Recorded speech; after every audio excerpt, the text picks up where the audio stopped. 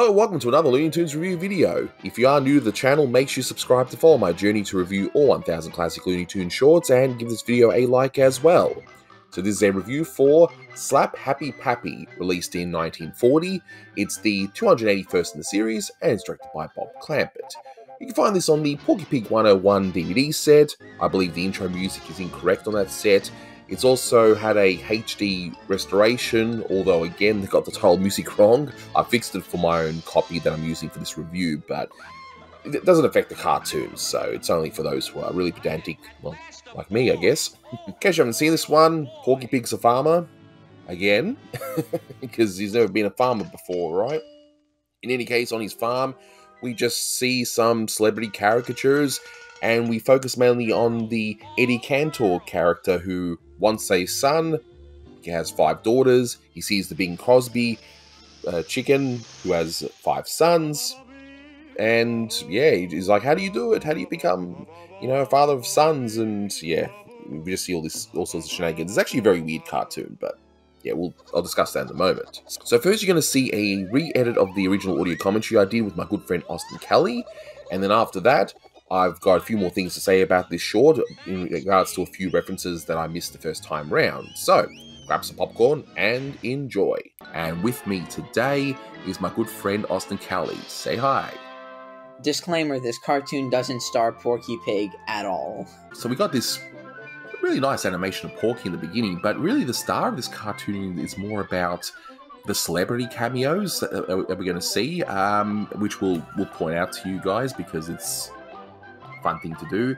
While we're on the topic of this gag, the similar gag was used at the end of, just kind of like throughout Swooner Crooner, a Frank Tyson cartoon from a few years later, which was written by Warren Foster. And since we know Warren was working with Clampett at this time, I kind of suspect that Warren wrote this cartoon, or at least wrote that gag that we saw. By the way, this is John Kerry animation. This is Vivi Risto animation. Well, here we know it's a Jack Bunny sort of thing, which was voiced by Jack Lescoulie, if I can say his name correctly, who also did the Jack Benny impersonation in Daffy Duck and the Dinosaur. Now, this walk, this kind of weird walk where like he ducks down, Clampett must have really liked that walk because he uses it with a horse in Farm Frolics, and during his brief foray into stop-motion animation in 1938 that he was working on in a studio across the street from Termite Terrace, that he was working on over weeknights with his friends, he did this walk cycle of an egg that was doing this same walk. So, little history here. So the Eddie Cackler is a caricature of Eddie Cantor, and the whole joke that I've been told from Porky's naughty nephew was you would have Eddie Cantor hugging this boy, as in B-U-O-Y, in the water, saying, wow, finally a boy. And here he's really desperate for a son, but in his life he had 5 daughters, hence why we're going to see now who are going to hatch. I wonder what. He really wants a son, but he's got 5 daughters, and he did all sorts of routines where it's like about how his daughters were unmarriable, or whatever you want to call it. I love the look of those little chicks by the Bing Crosby rooster look-alike thing. I mean, I just love the expressions. It's really good. It definitely is. And then I don't know. I still think this kind of works if you don't know who these people are. But any final thoughts before we finish up this one? All I can say is that I think Jerry Beck said at one point that he loves this one, so that's kind of interesting, right? Oh, definitely. And it's also interesting that we didn't see Porky in the entire last act at all. He just disappears. He's gone. That was it. He was just, I don't know, drinking some water or something, and then that's it. Alright, so those were my original thoughts, and yeah, I really miss doing those audio commentaries in such a way. It's so much fun, especially with my, good friend Austin Kelly, who's back on the channel doing the Frank Tyson commentaries. So yeah, definitely keep an eye out for those. But I've already discussed a few things in the track, so here are a few more things. Now, in terms of the celebrity caricatures, I actually want to redo it here. So I've already mentioned in the track the whole Jack Benny as, Jack Bunny. Ha, right? But we do see a caricature of Eddie Rochester Anderson, and which is, of course, is, the black chick. I mean, ha, right? But Rochester worked with Jack Benny on his show. He does make a reference to Heaven Can Wait, and I'm not sure what's that a reference to? I mean, there was a play in 1938, but yeah, there was a movie a few years after called Heaven Can Wait, but that's in 1943, and there was a movie based on the play Heaven Can Wait, but that came out in 1941. So if you guys know what that references, definitely let me know. So we see in the beginning a cow that says, "How do you do?" And that's a reference to Bert Gordon's Mad Russian character, and yep, it's certainly not the last time that Bob Clamper will end up using that line. I mean, it's pretty much synonymous with Bob Clamper cartoons, even by this point, too. How do you do? When me and Austin watched this short originally, we did not know what that reference was of, the whole "Hiya, Buck!" And it turns out that's a reference to Andy Devine. So, yeah, I wasn't as familiar with Andy Devine, but he was basically an American actor, and he had that distinctive voice, and he was a sidekick of Roy Rogers, and that sort of thing. So, but not nice to know that was at least cleared up. Hiya, Buck! So later on in the short, we see a few quick celebrity caricatures. One of which is Walter Winchell, who was basically a newscaster. He was part of a lot of newsreels, and is certainly no stranger to Warner Brothers shorts. We see Kay Kaiser, and his voice was reused from Africa Squeaks. So I guess, they actually had Kay Kaiser himself do his own voice for that short. So I guess they wanted to, get their money's worth, assuming they paid him. I don't know. We see a very obscure reference to Ned Sparks. And by this point, as I understand it, he wasn't exactly that popular. I mean, we will see him, in a Tex Avery short very soon, but yeah, I think by this point he just wasn't as popular, but he was definitely caricatured quite a bit, in Disney shorts as well, and he was in Goofy Groceries and Malibu Beach Party, and yeah. So, but I think by this point his star had kind of faded. But if I'm wrong about that, definitely correct me in the comments below. And at the end we got another Bob Clampett staple, the whole could be, and that's Artie Urbach, if I said it right. I've seen it, but I've never actually heard it said, so I hope I pronounced it correctly. And that says his character, Mr. Kitzel. So those were all the references there.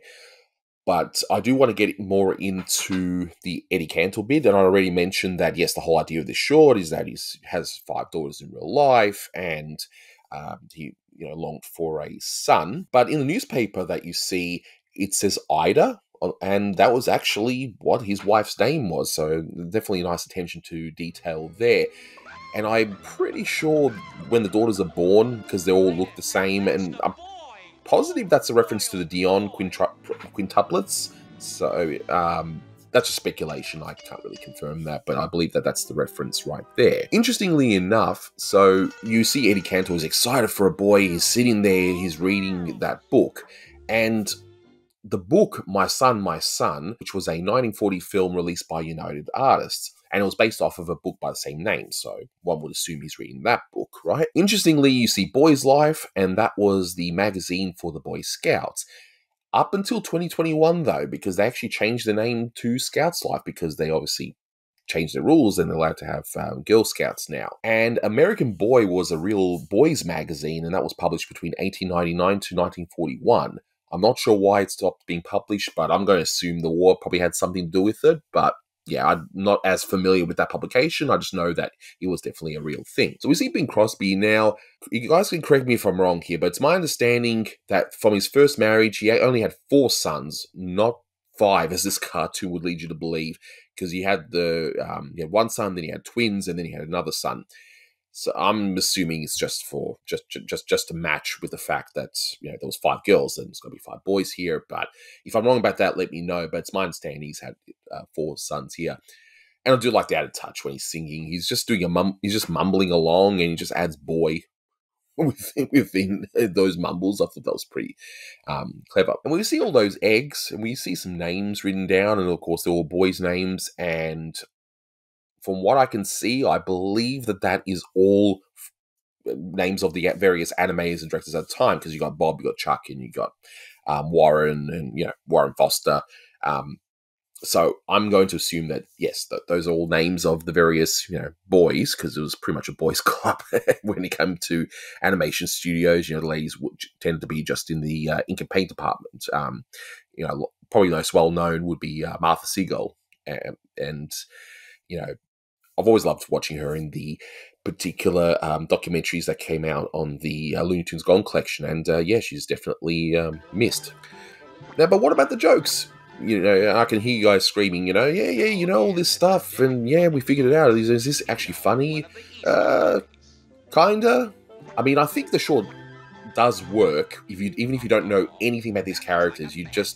If I showed this to my son and daughter right now, and all they would see is just a bunch of funny animals with these weird voices and, weird looking faces, like the whole Kate Kaiser, I think it's a goose, I'm assuming, but anyway. But let's see, in terms of the gags, I mean, I do like the beginning gag with the whole miracle eggs, which I already mentioned in the audio commentary. I did notice that there was a typo there, well, two of them actually, because they're supposed to be apostrophes, but, as we say in the Simpsons world, I hope somebody got fired for that blunder. And, we see also a weird gag. You got the horse taking over the ploughing of the field, and that's probably the only gag involving Porky in this whole short, because you just see him at the start, you see him drinking water later, and that's pretty much it. It's really, that's, yeah. Now, as for that newspaper, if you guys have been watching long enough, I love looking at freeze framing this sort of thing and having a look around. So, as mentioned before, yes, Ida was his wife. I've already mentioned that, but I like how the newspaper is just called Cluck. And that's it. And I like there's the play on the words where the price would be. It just says no cents. Like, there's just no sense in this particular newspaper. And, of course, we got the beautiful dad joke, expecting. Mwah! Chef's kiss. Love it. Absolutely love it. And really, it's really some of the animation, this one, that I enjoy. I mean, I like the slow-mo on Eddie Cantor's, the chicken's reaction when he finds out that, he's going to have girls, or and which they reuse later on at the end of the short, but just flipped as well. So, some nice moments there, but is this one ha funny? Not really. This one gets about 6 out of 10 for me. It's a charming little short, a few chuckles here and there, especially that I know the reference as well. For those who don't know the references, I could think of worse things to see, and definitely check this out on the Porky Pig 101 set, but hopefully this HD remaster, and hopefully they fix the opening music, will appear on a certain collector's choice collection at some point in the future. But that'll do it for this one. Thank you so much for watching, and until next time, take care.